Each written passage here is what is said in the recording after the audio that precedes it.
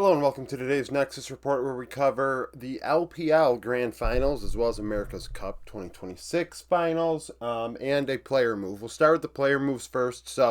If you didn't see it, I did do a episode of Best Damn League Show with Thorin and Peter Dunn, and this did come up.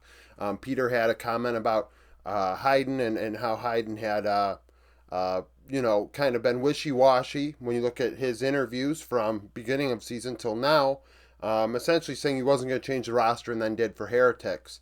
And the team is better with these changes, in my opinion. They've brought in Way in place of Stend, and at first in spring they may not be better, but when Hype comes in winter and Ice is no longer on the team, which is really weird. Really fucking weird as far as I'm concerned. To do it this way, it is crazy. But regardless, so Hype and Way will be the bot lane for summer. The fact of the matter is that KT bot lane was very good in Challengers last season. And in part the year before. No, in the year before, so 2024. Because last year, Hype was with Breon and Way was with KT actually. And he was starting over Peter, that team that did go to finals at Worlds. And came one game away from winning Worlds.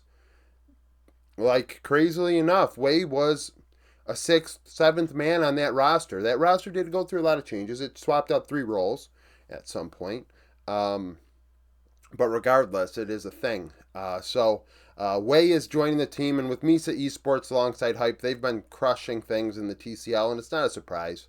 Those two players, like I said, have been playing together for a long time and were very dominant in Challengers in KT, in the LCK. 9 KDA, 75 KP. We compare that to Stend, who had a higher level of play in the LEC, mind you. Wasn't terrible with Ice on Heretics. I think last year he was better, for sure. But he's a young player and inexperienced, really. I mean, he was a rookie last year. This is year 2. New 80 carry alongside Ice. Maybe there's communication issues. Who knows? But Stend is out and Way is in. Now, a big thing to look at here is the 0.8 versus 0.59. So that's indicative of a player in Way that not only is obviously in a better situation, but is very aggressive compared to Stend. Stend has had one of the lowest ROIs out of anybody in Tier 1 so far this season. The least aggressive support would have the lowest ROI, and he was one of the lowest in Tier 1 at 0.59. I mean, that's extremely traditional. That is extremely facilitator. That gives you no threat. There's not a lot of aggression there and threat and damage. So 0.8 versus 0.59, big difference. Way and Stend had solid vision. Way very good at 2.3, but he's going to dominate lane alongside Hype. 260 gold ahead, 200 XP ahead. Hype probably had great numbers as well. That bot lane's probably had 500 gold, 500 XP on average. Quite a few champions played him. He played 15 games. I think he had like 11 champions in 15 games or some shit. Stend, 8 and 16. So Stend's going to play with Misa Esports, and I believe he might have in the past as well. So that's going to be how this goes. It's like a trade, and honestly, trades are fine. I'd rather see trades than players sitting and not getting paid. Now, LPL, BLG beat JDG. This was just for domestic championship, purse money, etc. Being able to say you're a champion in split 1. Both teams already going to first stand. I guess avoiding Gen G is really the angle here. So that is a thing. 3-1. BLG Viper, 2 solo or 2v2 kills, 15-4, 28. Bin had a solo 2v2 kill, 27% of damage, not a 2v2 kill, Jesus Christ. He had a solo kill diving Zhaozhu in a trade of kills. Zhaozhu, interestingly enough, had 3 solo kills, and all 3 of them were kind of like, really, that's not the cleanest solo kill I've ever seen, killing Bin under turret. Getting a kill, diving in as his Nexus is being destroyed, and then in Game 3, kind of saving his Nexus, but really didn't make a damn difference at the very, very end game once again. So he had 3 solo kills, but all 3 of them were a bit, I hate using the word fraudulent, but I feel like it might fit here. Sean, 68 KP. Team definitely fought away from him at points. His Poppy was disgusting in this series, in a good way. In this 3-1 series, there were moments where JDG were strong. Game 1, I believe, Game 1 in particular, they were very good. Vampire 212.31, 82 KP. Holland Q 2 solo kills, 28% of damage. Knight had a solo kill. Gala had a solo kill. That was a trade with Viper. There's one of Viper and Gala's solo kills were just in a trade. Drake's 11-7 for BLG, 3-2 in Barons. BLG did very well with their Barons, 4,700 gold. JDG no slouch as well, 4,000 themselves. I want to say games 2 and 4 were more lopsided. Trying to remember earlier this morning. I've really been trying to get on my first stand stuff. So it just JDG did put up a fight. This was closer than 3-1, really. I'm sure the gold control charts would indicate that. More of a 68-32 angle, 60-40 angle, something like that. But BLG were the better team, especially in the mid game. I know in particular game 1, in the mid game is when things really turned for BLG. They just started winning team fights. And really that was the story of the series. The series was slow. JDG were able to keep up, but once hands really got involved, 5v5, BLG were taking advantage and they were winning for the most part. There were a couple where Gala really showed up, if I recall, but Junja had a good, solid series as well at times. Now, Furia Cloud9. Furia didn't lose a game to North America at this event. They killed Cloud9 3-0 in this one. Games 1 and 2 were very one-sided. Game 3, Cloud9 had a lead through it and lost. The 68-32 split, 70-30 split, it's not indicative of really Furia were ahead from start to finish, not only in this series, but throughout the entire tournament. Cloud9 really never got better. They never really got better. North America sucked. Seeing a lot of things on Twitter in regards to the slots, world slots, this and that. I know earlier today I did post a couple, tables indicating, hey, this is North America versus Brazil, the last 2 seasons. Only because I think back to winter last year where North America crushed Brazil, right?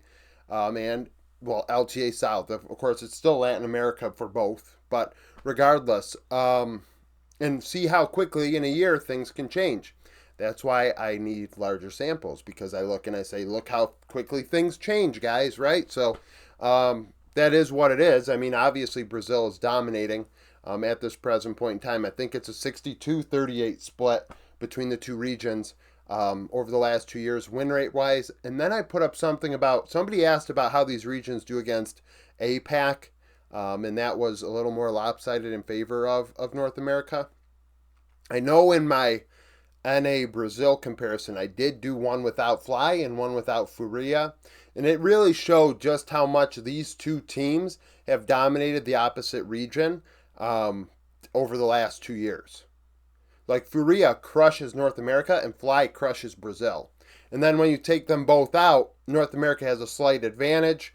But it's not nearly as significant. I mean, it was only, I think when I took Fly out, it was 59% win rate for North America, so it dropped like 10%.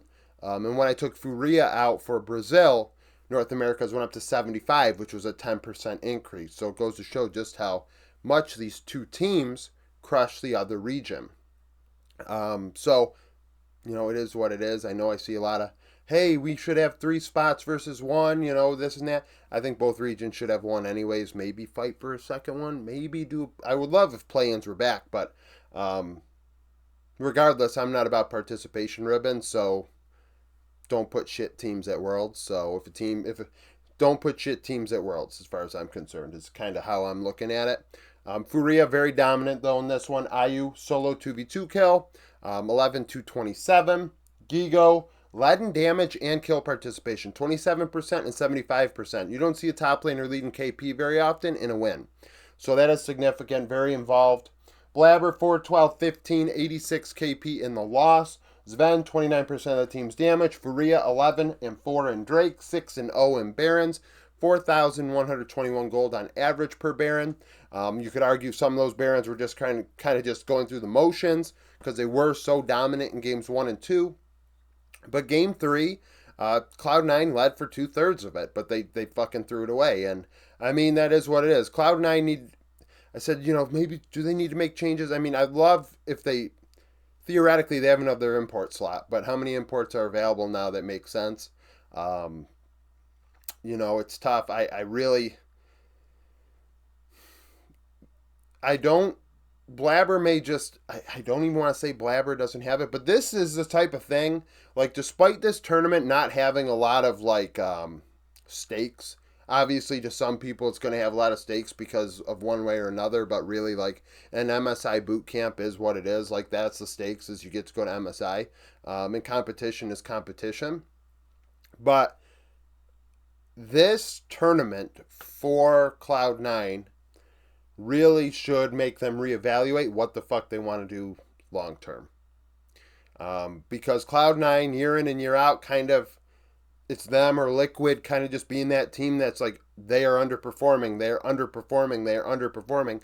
What the fuck is going on? They can't get the job done. It's this and that. Let's change this and that. Well, you know what? In the end, you've had Blabber on this roster for 6 years now. 7 years, 8 years, well, 7 years, 2019, maybe 2018. You need to start thinking about, and it sucks. Maybe you do maybe you do try and get a Kiz now. Kid only played a short amount of time. But you have import slots, so maybe you look outside of that. Maybe you look for an import. You do something. This team does need to make a change, though.